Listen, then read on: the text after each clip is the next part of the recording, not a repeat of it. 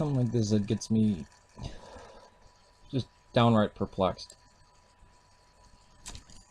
There was something on the Frankish Kings Yale course, so I watched it. I was like, huh.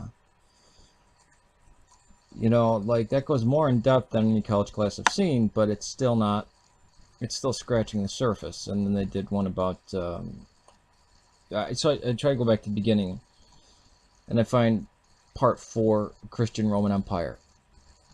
And this is supposed to be about the Middle Ages. And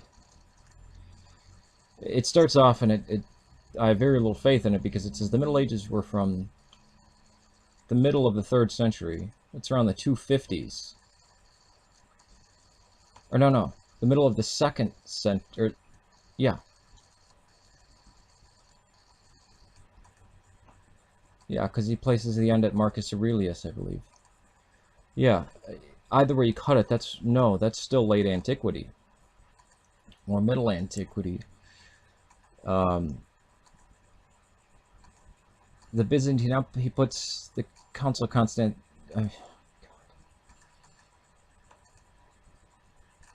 And he starts the Byzantine period with Diocletian. The Byzantine period starts with Constantine.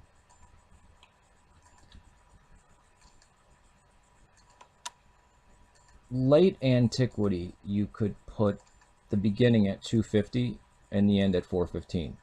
You could. Or 410, I'm sorry, 410. I don't see how you can put the,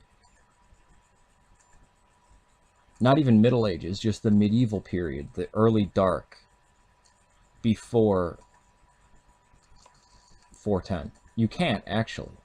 You can't put the Middle Ages before 410. It's not, that's the earliest possible date, and that's actually not the Middle Ages, that's the Long Dark, or the Dark Ages, or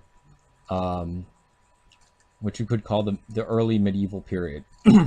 Now, I told you where he started. He started in the mid-2nd century. Even putting in the mid-3rd is way too early. And he puts the early Middle Ages from that period to 1000, so almost 1,000 years. One should be about 500 years.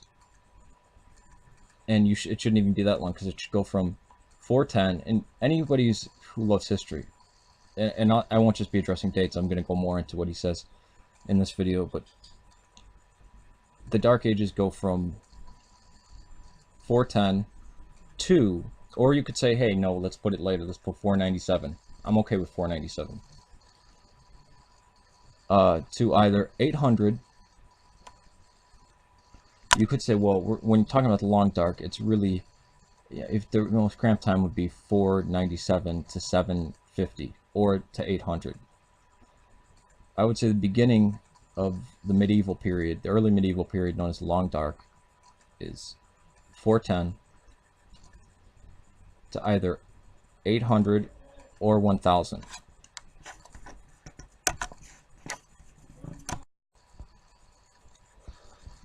Now this Yale professor also starts going into heresies, and he says, if there's somebody who developed a heresy game show out there, let me know. He says heresy is, a lot of people get weighed down in this class because they think, oh, I didn't think I was taking a theology class. He goes, but this stuff really matters in history. I fully agree with him on that one. I can't underemphasize the fact that, I mean, this is what, you try to talk to somebody who's an atheist about this, and they think it's not history. Oh, God, you know, as if communism and capitalism have, and the nation state have no, that never affects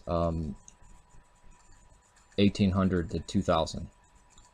As if you could know history without knowing the differences between socialism, communism, constitutional monarchy, Nazism, fascism, in the beginnings with anarchism, and when anarchism and communism were the same, and you had laissez-faire capitalism and the French Revolution. You wouldn't need to know any of that, but you could still know something about the last 200 years, and you could speak intelligently on that. And then he goes into the Dantonists, and the description he gives of the Dantonists are correct, but there's a lot of spin on there, because he's like, well, does it depend on the empire? It depends on, yeah, the Dantonists believe that if your priest had sinned, or if he was ordained by the wrong guy, then your child isn't baptized and you're not married. And if the priest that ordained your priest that ordained your priest that ordained your priest had some sin, then none of those are priests.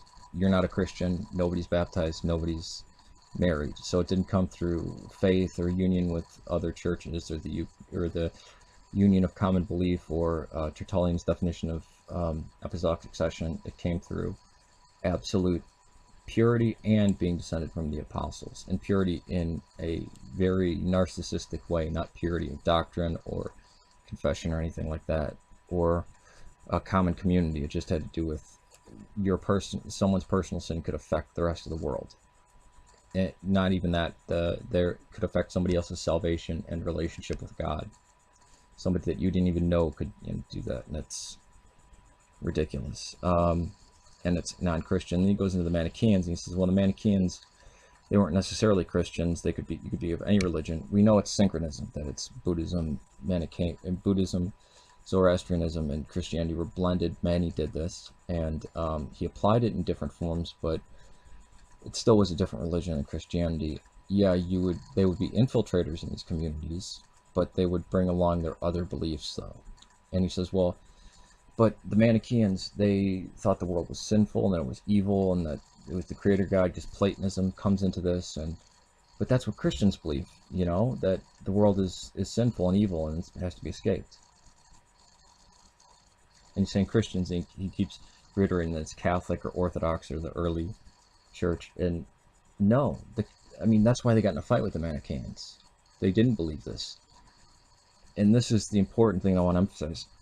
Modern monasticism, and when I mean modern monasticism, I mean for the last 1,000 years, has unknowingly, early on before that 1,000-year-ago period, absorbed many Gnostic and Docetic practices, and it's never been able to shake them. Now, that's not what makes monasticism great. That's some of the things that pulled down, and they've gotten shown out to be false throughout the ages, but there's been a tinge towards that, just like in any heresy, it has its pull, or even any discipline, it'll have its pull towards a specific heresy.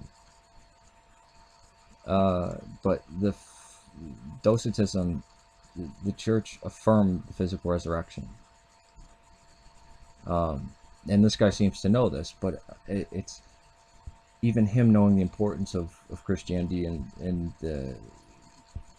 not having to buy in any of the myths. They still must have to manufacture something else to make it bad or insidious. Look at the leaps that people have to take to make Constantine look like a monster, even though, hey, this was a generally good guy and he was great and he was a liberator of peoples, but he liberated the Christians. So he must be evil, and we have to paint him to be like some arch villain in a Shakespeare play. So, I probably could do like a 15-chapter book just going through the heresies. Because, again, how much you learn from just reading the ancient stuff.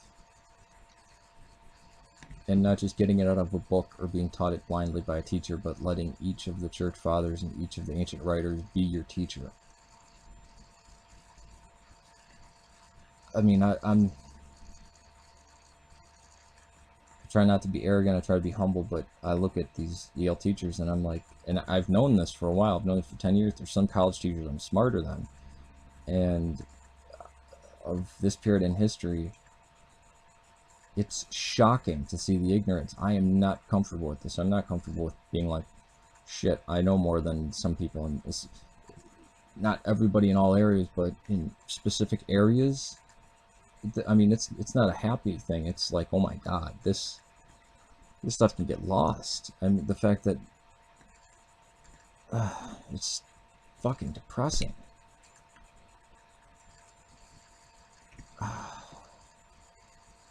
And he's teaching these Yale kids, these rich white kids, and it's like, wow, you're teaching people who don't care.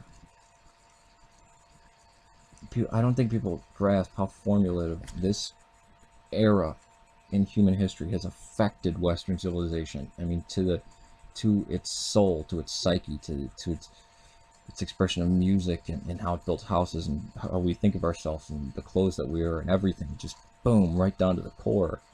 And everybody just thinks, oh, well, it doesn't matter.